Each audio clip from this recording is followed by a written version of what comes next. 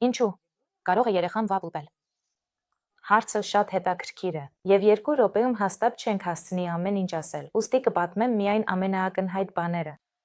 Իրոք, հիվանդության ժամանակ երեխաների մոտ, ինչպես նաեւ մեզ մոտ, ախորժակը կարող է նվազել եւ դա լիովին նորմալ է։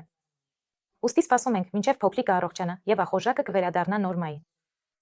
Հստակ չենք պնդում ուտելու վրա եւ չենք ստիպում։ Ավելի լավ է առաջարկենք ավելի շատ հեղուկ։ Բայց կա նաև մեկ այլ տարբերակ, երբ երեխան աստիճանաբար սկսում է սահմանափակել իր սննդակարգը, հրաժարվում է սովորական ուտեստներից եւ չի ցանկանում փորձել նոր բաներ։ Հիմնականում այսպիսի պատմություն տեղի է ունենում 2-ից 6 տարեկան երեխաների մոտ։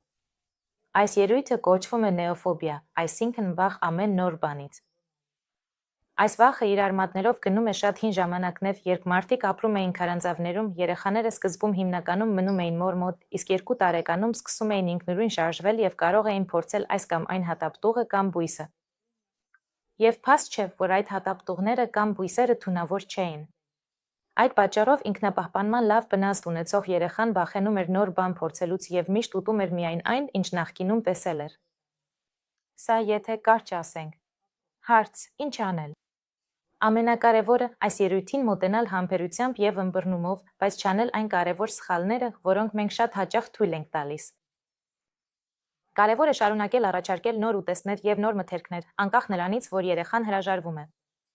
Ամենից հաճախ մենք սկսում ենք առաջարկել միայն այն ուտեստները, որոնց երեխան հաստատ կհամաձայնի։ Այդպիսով մենք ինքներս ենք նեղացնում նրա սննդակարգը։ Նույնպես կարևոր է չստիպել ուտել ուժով։ Եթե սեղանի շուրջ երեխան զգա ճնշում եւ անառողջ մթնոլորտ, ապա ուտելու գործընթացն ինքնին կսկսի առաջացնել սթրես։ Եվ արդեն սեղանի շուրջ adekvat վարքագծի մասին խոսք անգամ լինել չի կարող։ Համբերություն ունեցեք, պահպանեք բարեկամական մթնոլորտ սեղանի շուրջ, շարունակեք առաջարկել տարբեր ուտեստներ եւ ոչ միայն այն, ինչ սիրում է երեխան։ Հիշեք պատասխանատվության բաժանման մասին։ Դուք գնում եք սնունդը, պատրաստում եւ մատուցում այն, իսկ երեխան որոշում է, ինչ ուտել կամ չուտել սեղանին դրվածից եւ ինչ քանակությամբ։